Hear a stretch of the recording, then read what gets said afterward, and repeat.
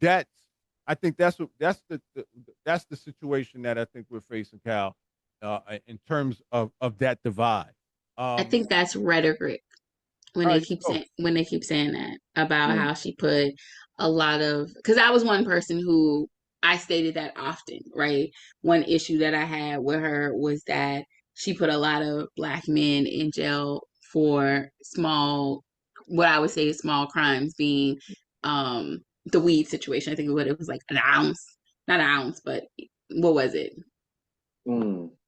I gotta remember. But anyway, Yeah, the yeah, the yeah, yeah. rhetoric was that I think we also have to be fair in roles, right? And it goes back Mhm. to understanding. No, I'm serious. Like no, I'm listening. I'm listening. judges have discretion. I get that. They have discretion as to how they sentence individuals. And I'm just using this Mhm. as an example. Right, But you also have to understand the letter of the law and what parameters. And I'm gonna put the disclaimer. We know everybody don't follow to the letter of the law. I get right. that. Mhm. Of course.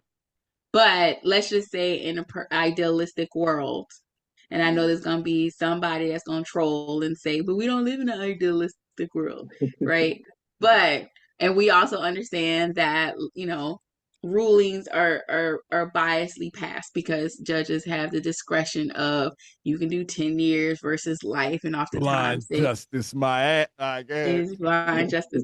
But my point for that example, because there's so many variables to that, Yes. the point is that there are certain confronts that they can operate in, right? There's certain things that lawyers can say in court. There's certain things that judges can say. There's certain things that jurors, like everybody has a role, right? And they have to operate within that role. And when they get outside of that role, that's when, they get in trouble, or, people expose them.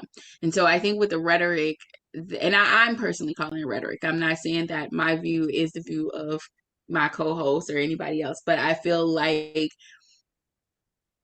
while I understand that as a politician, she has changed her voice and her stance on certain subject matters. I also understand that you have to look at not just what she did on one hand, but also what she did to counterbalance that, and some of the programs that she did put in place to help those individuals, right? And I think oftentimes, and that this is me again as a woman, I think Mhm. oftentimes and we kind of talked about this yesterday when we talked about like private schools, right? Yeah. We are as if you have a child, if you're a minority and your child is at a private predominantly white school, you have to operate within that confront, right?